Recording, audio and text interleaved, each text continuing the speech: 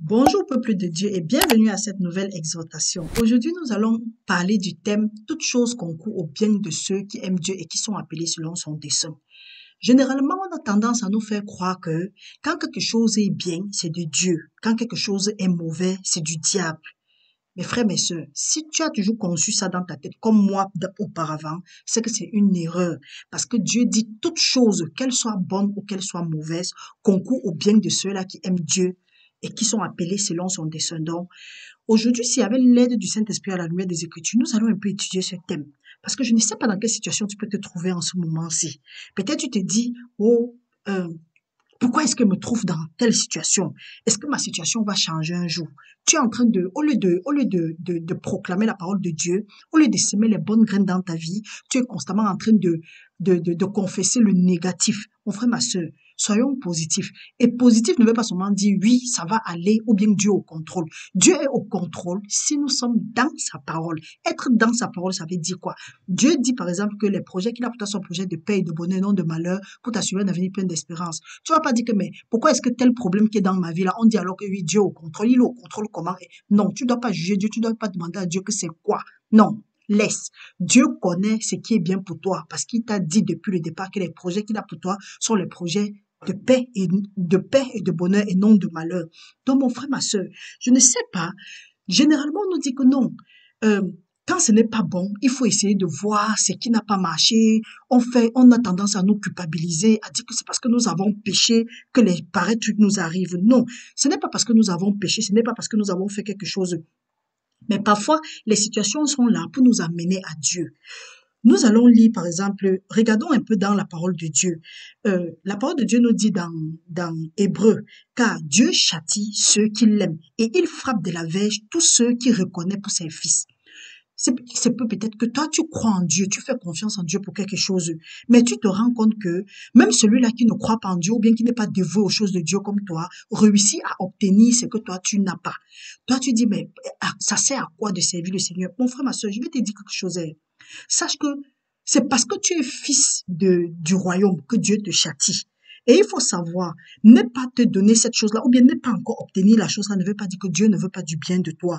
Mais Dieu est en train de vouloir t'amener à sortir quelque chose de toi. Est-ce qu'il t'est arrivé de désirer quelque chose? Quand tu désires quelque chose, tu es prêt à tout pour avoir cette chose-là. Maintenant, Dieu veut te faire savoir que ce que tu désires là n'est pas important. Ce qui est important pour toi, c'est lui d'abord. Et il faut savoir que quel que soit ce qui se passe dans ta vie, bon ou mauvais, sache que Dieu est au contrôle. Et généralement, ce qui est mauvais, ce qui est souvent mauvais, c'est là où nous attirons, nous mettons plus notre énergie. Et Dieu sera au contrôle si tu te décides à aller vers lui. Aller vers lui veut dire quoi? Rester à l'ombre de ses ailes, respecter ses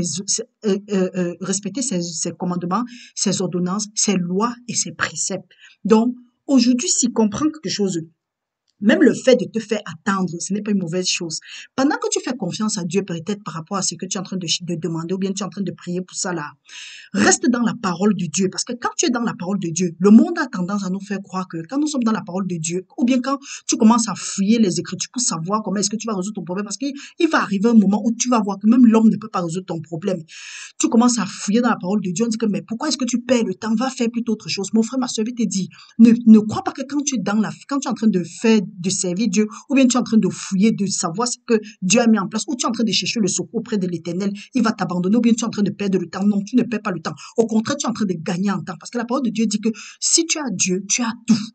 Et ce que tu es en train de chercher là, d'un claque, tu peux recevoir ce que tu es en train de chercher là parce que les choses peuvent changer d'un moment à l'autre. Dieu, c'est pourquoi Ecclésiaste nous dit que Dieu est le maître des temps et des circonstances.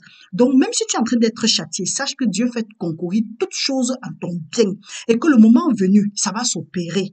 Donc, essaye seulement, regarde, est-ce que tu es dans la bonne voie? Est-ce que tu es dans la voie du Seigneur?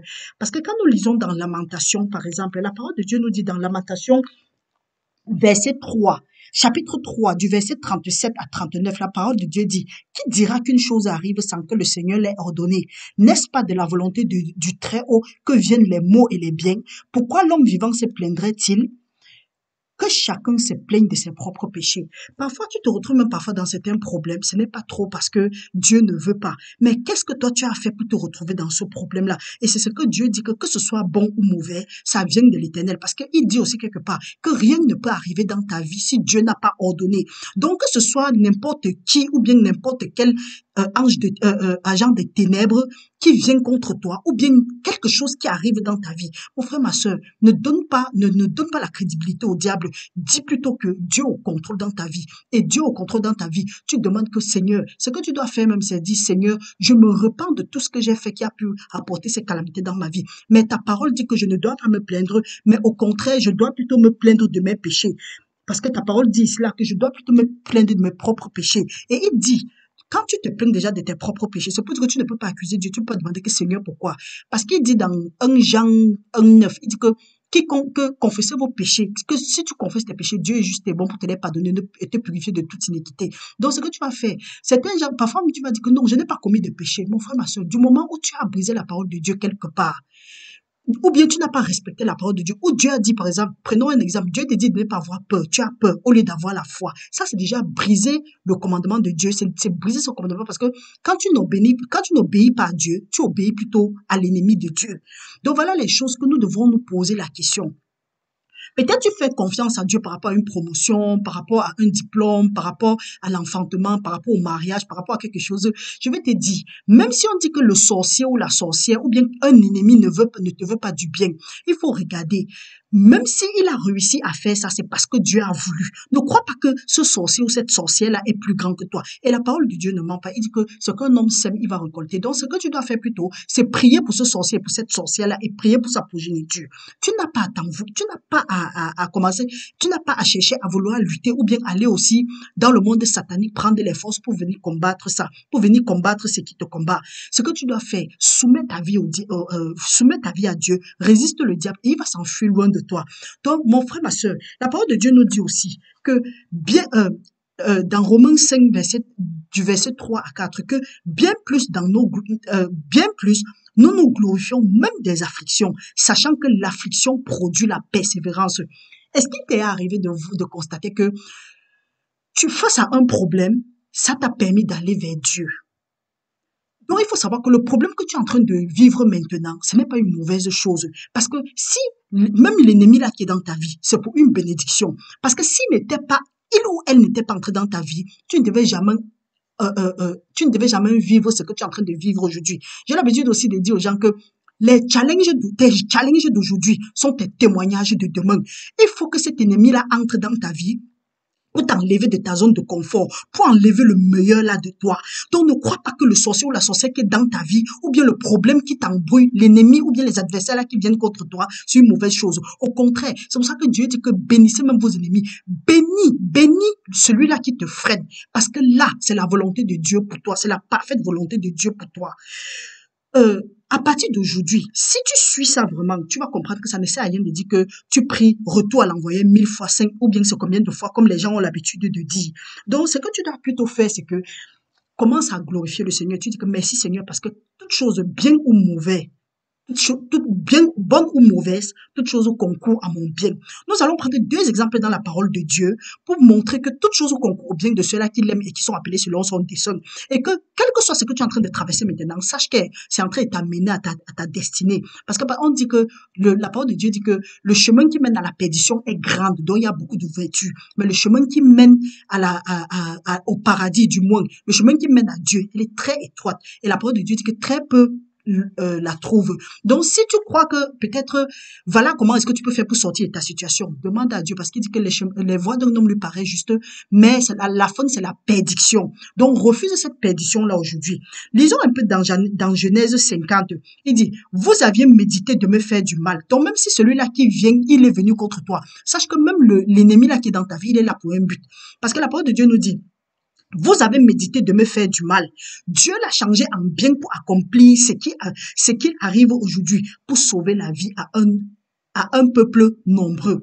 Donc, celui-là même ou celle-là qui pense qu'il est en train de te faire du mal, là, mon frère, il est en train de t'amener dans ta destinée. Donc, ce que tu dois faire, fais ce que Dieu dit, bénis ton ennemi, prie pour eux, prie pour ceux-là qui te persécutent. Donc, je te dis, parce que je sais que Parfois, quand c'est mauvais, on dit que non, c'est du diable. Quand c'est bon, on dit que c'est Dieu. Là, c'est donner la crédibilité au diable. Il n'a pas de pouvoir dans ta vie. Et le pouvoir, c'est à toi que ça a été donné dans le nom puissant de Jésus-Christ. C'est à toi que le pouvoir a été donné de marcher sur les serpents, sur les scorpions, sur toute la puissance de l'ennemi. Donc, le serpent, le scorpion de la sorcellerie, là, tu as le pouvoir de marcher sur les conneries et d'avancer ta vie.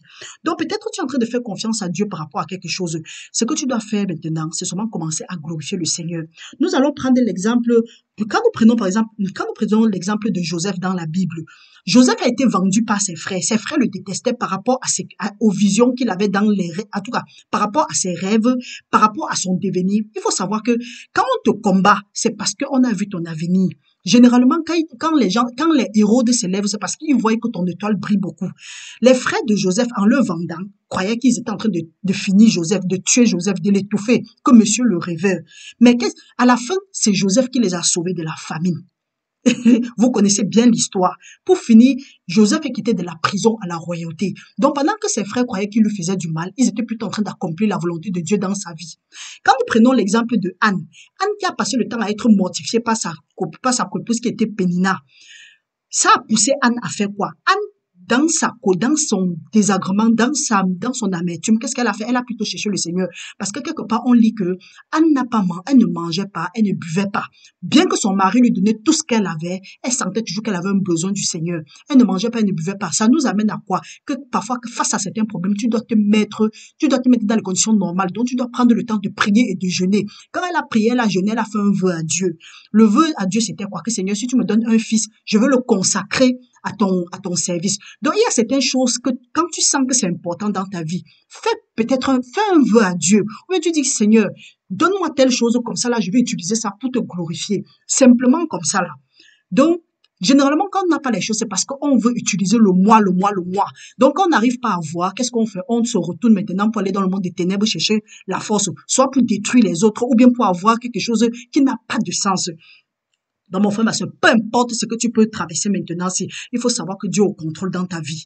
Et il faut savoir, voilà aussi quelque chose, toute chose concourt au bien de ceux qui aiment Dieu et qui sont appelés selon son dessein. Si le diable savait qu'en entraînant Jésus-Christ à la croix, il est en train d'accomplir la parfaite volonté de Dieu, c'est que nous ne sommes pas sauvés aujourd'hui. Parce que si quelqu'un regardait le temps là, il devait dire que non, c'est le diable qui veut tuer Jésus-Christ. Non, c'était la volonté de Dieu pour Jésus-Christ. Et c'était pour nous, surtout, parce qu'il fallait que Jésus-Christ meure pour que nous soyons sauvés. Donc, mes frères, mes sœurs, je vais t'encourager aujourd'hui. Quel que soit ce que tu es en train de traverser aujourd'hui, sache que toute chose concourt à ton bien. Mais reste seulement à l'ombre de l'éternel de Dieu. Cherche l'éternel. Prie. Recherche-le. Demande. Et Dieu ne va pas te dédaigner, Dieu ne va pas te refuser, Dieu est prêt à t'accompagner, Dieu va même faire plus que ce que toi tu peux penser, au-delà de ce que tu peux même imaginer. Il va subvenir à tes besoins selon sa grande richesse. Il est prêt à tout pour toi. Tu es son fils bien-aimé, tu es sa fille bien-aimée. Donc mon frère, ma soeur, reste béni dans le nom puissant de Jésus-Christ. Que la grâce du Seigneur soit avec ton nom puissant de Jésus. Amen.